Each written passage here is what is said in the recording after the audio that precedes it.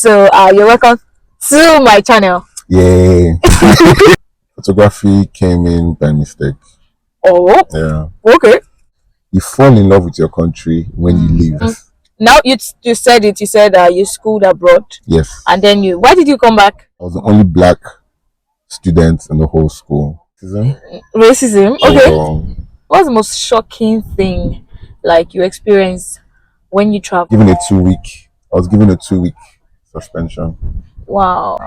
So how has like living abroad and living in Nigeria, has it affected your work? You know, there's one particular thing my mom told me. She said, for you to be recognized, you have to be better than their best. There's a difference between passion and education. Go study, and after study, chase your dream. Fellow Gen Zs, fellow younger ones like myself, watching this, and they were like, "Oh, this is what I'm studying in school, but this is what I have passion for." Yeah. What advice will you give? Work, and I saw that you go with your wife, and then all of those like it does. Single people and those Instagram was all beside and God when with very nice, pictures and all of that. How do you manage to travel with your wife for work? I know she's working, right? Yes. Yeah, so how do you now do it? Hey guys, welcome back to my channel. If you're new to my channel, you're welcome. If you're a returning subscriber, thank you for always coming back. So in this video, I have a very important person. So I'm so happy to have him here. We've been scheduling, but yeah, I'm glad that we can actually have you today. So you're welcome to my channel. Yay. Thanks for having me. Tell us about you. Okay, my name is Olusegun Oluwaseun, also known as Victor Oluwaseun. I am a photographer and a photo booth owner. Precisely, I am a wedding and events photographer. The almighty VO photography. Guys, you need to go and check him out. Like, I don't need to say much. Wow. I don't need to say much. I don't need to say much. Okay, you also know. No, I am just being myself. I am a clay in the hand of the. Okay. Okay. Tell us about growing up. You're in Nigeria, like faith, growing up, living in Nigeria. Okay. I was born in Delta State, Sapele. Oh. I was there from the day I was born to the age of 7. When we moved down to Lagos, I was 8. We moved down to Lagos, and I was in Lagos till the age of 14 before I was jackpot to the United Kingdom. Okay. So what did you study when you jackpot? Okay, so for my A-levels, I studied public service. Okay. At that time, I thought I wanted to be in the public service, maybe go into police, prison service, fire service. Okay. But that I knew was not my destiny. Wow. But when I got into uni, I studied social sciences. Okay. Yes. So how did photography, how does it come into this picture? Photography came in by mistake. Oh. Yeah. Okay.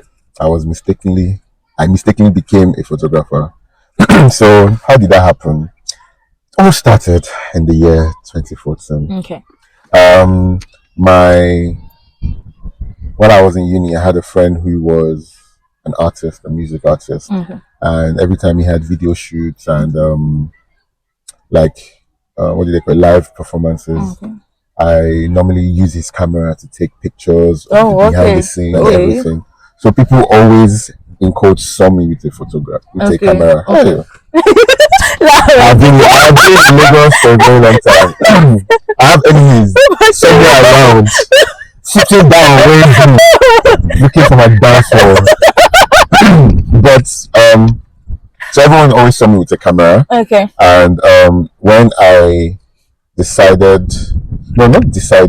one day, a friend of mine who was starting out videography in school as well reached out to me like, Victor, please, can you help me take pictures in our other campus? Okay. I was like, okay, no wala, I'll do it for you. Unfortunately, there was no camera available. So my friend who I normally use his camera, he was not around. Then I tried to call everyone who I knew had a camera, and they were like, oh, I can give you a camera now, but you need to bring it back by 8. The event is at 7. How will I? And it was about 30-40 minutes drive away. So I decided to go down to the shop to buy a camera because it was too late for me to call my friend to cancel. He was going to pick me up at 6 p.m. No, yeah, 6 p.m. So I went down to the shop to buy a camera, but I didn't have money on me. Wow. So I was going to buy on credit, but I did not qualify. Okay. So I ran home and I asked my mom, can she borrow me the money? Okay. And with 10 minutes left before the shop closed, I ran back to the shop and I bought a camera. Wow. Just because I did not want to disappoint the client. So when he picked me up, not even the client, my friend. Okay. So even when he picked me up at 6 p.m., he did not know all the things I had done so that I be ready for him. And he picked me up and I took pictures and yeah, people liked the pictures. That was in 2014, I think March or April. Then around June, two of my friends were getting married in church. Okay. And I asked them, can I bring my camera and take some pictures? And they were like, yeah, let's come take. I wasn't the official photographer. I just was going around taking pictures. And I took pictures. I posted them on Facebook. And one way or the other, the pictures kind of somehow went viral amongst the people there. And everybody was like, no, actually one person reached out to me and said, oh, Victor, this is good though. You can turn this into a business. And this is it's not like I talk to this person every day or we even have conversations, but she said to me like, you can turn this into a business. And since that day, in July or June 2014, I've just been taking wow pictures. So that's very interesting. I'm an accidental photographer. But yeah, it changed everything for you. Literally, if you ask me. Yes, definitely. That is good. But you live in Nigeria now, right? Yes, I do. And on your social media platform, I've seen that you travel for work. Yes. Mostly big man. No. As I said, I'm just a clay in the hand of the maker. All right. So now you said it. You said you schooled abroad. Yes. And then why did you come back? Most people, when they go, coming back is never the option. I'll say since the day I left at the age of 14, arriving in the UK, I realized I was a Nigerian. I don't know how to explain it. It's like I just felt like this is not home. Okay. So, because when I got into school in the UK, secondary school, I was year 10. Like people would be like, oh, you know how to write? Wow, you know how to use a computer? I thought you jumped from tree to trees to, and I'm like, no, we have this, we have that. Nigeria is the most populous country. That is where the love of Nigeria came. So I think for a lot of people that I've also asked, you fall in love with your country when you leave. It's very, very interesting. I think that's like a dissertation, to be honest, to understand a research. Like you can be somewhere, you don't really appreciate it. It's when you leave and then you look at like, oh, wow, this is actually home. Wow. So I guess, that was what birthed the love for Nigeria. And I told myself after university, when I went to do my NYSC, I'm coming back to Nigeria. I determined I will come back to Nigeria to do my NYSC. And so. So, well, that's very interesting. So, what's the most shocking thing like you experienced when you traveled? Like racism. Okay. Yeah, from secondary. I was in school one day, and true life story. I was in class, in an English class, in the morning, and I was sitting down by myself. The teacher had finished teaching. We're just waiting for the bell to go for the next period, and one of my classmates just came and kept on pulling my tie. Pulling my tie. I'm like, bro. I mean, when I'm angry, I realize in the UK, when I'm angry, I start speaking pidgin English. I'm like, you mad? Why? He kept on pulling my tie. So the teacher called both of us and called me. And she was like, oh, why? What's happening? I'm like, so also keeps on pulling my tie. This guy, same person, came from behind the teacher and punched me in the lips in class. My lip, just burst blood everywhere. Wow. He's a white guy? Yes. I was the only black student in the whole school. Wow. And yes, and mind you, my mom was a teacher in that school. And I was taken to the hospital, but luckily they said there was no need for any stitching. And by the time I got into school, I realized I was suspended. You? Yeah. I I was suspended. Why? You didn't do anything. The guy did. No, I said when he punched me, his hand was aching him. Ha! So I was given a 2 week. I was given a 2 week suspension. Wow. Yes, wow. I was given a 2 week suspension, and my mom was like, "Nope, we're gonna fight this." We went to the police station, but the police station in that area closes at 5 p.m. Wow. So we had to come back the next day to file a complaint to the school, and that was the other racial things that happened. But I would say that was the peak of it for me, and I'm like, yeah, I'm That's Nigerian. a lot. That could actually affect. Yes. You I don't think people, you won't be able to understand it until you experience it. It's more than, oh, I'm Igbo, don't talk to you, right? Like, you can't do anything, you can't move up.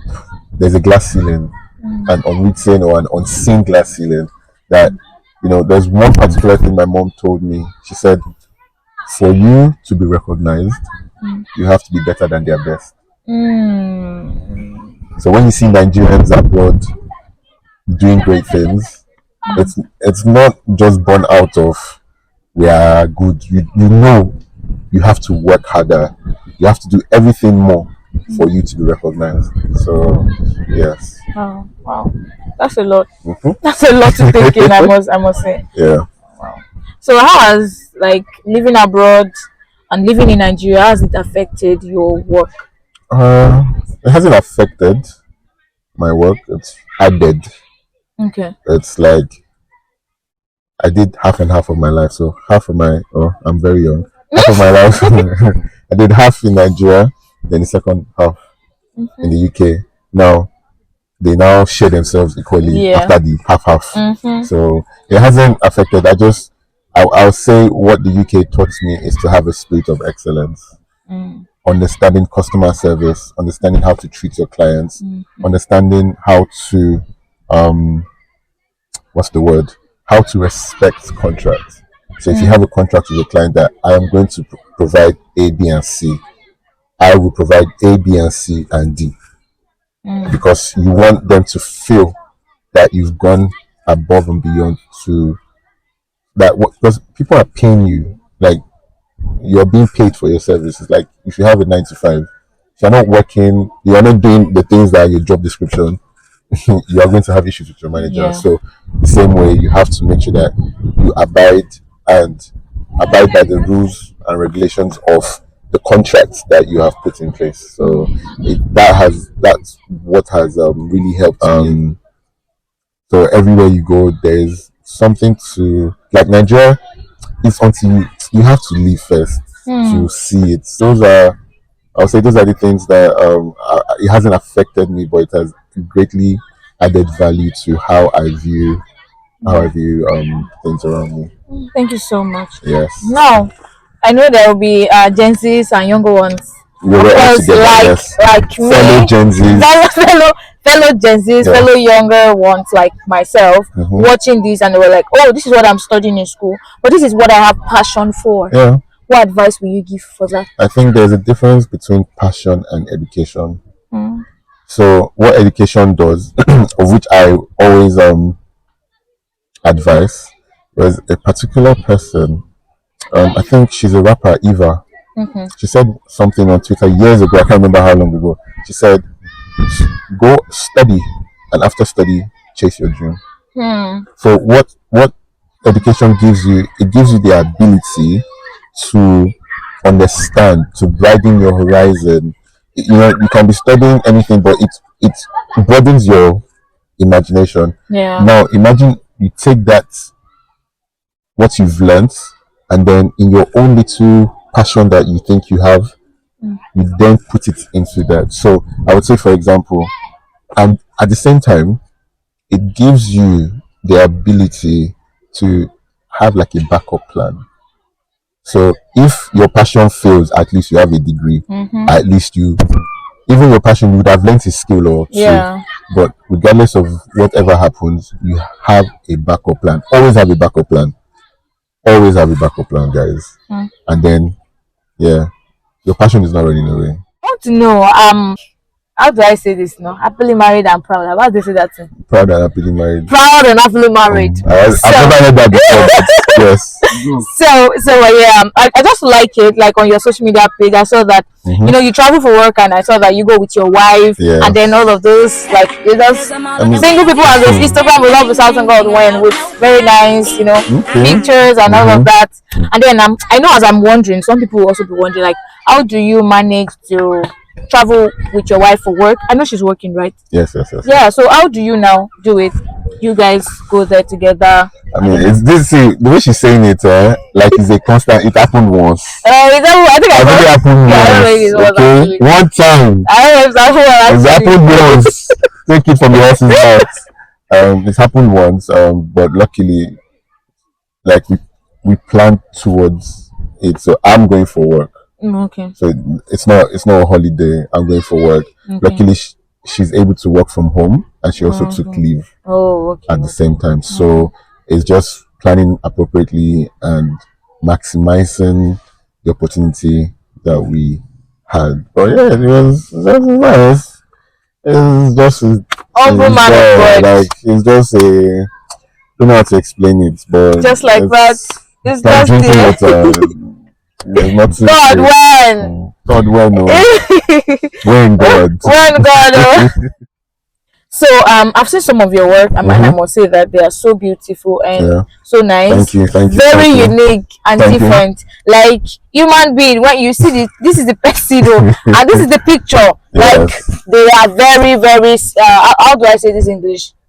Similar. It's still the same person. Okay. So you get when you see the pictures, like natural. Yes, I'll say it like that is birth from obviously our church. Okay. You know, it's all about natural beauty. Okay. So when I'm taking pictures of people, I don't over edit. Okay. I don't want you to look different from who you are. So I will still work on the face and stuff, but you still be able to see, like, you know, if you have a birthmark, if you have a pimple here or there, you get to see it. And you know, I started my photography with natural lights. I didn't start in the studio. So I like colors. I like going out to take pictures of people. So that is where I'll say my niche was created.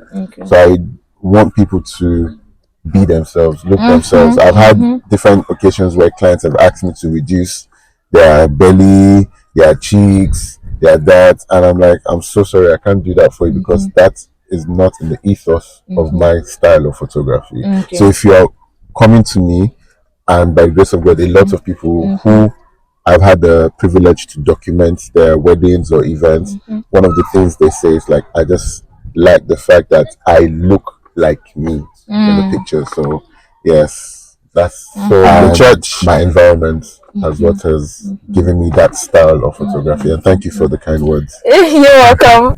So guys, it's nice to have you here. Yes. Like it's just been like so beautiful, like tapping from his wealth of experience, tapping from what he's been doing, his passion for photography.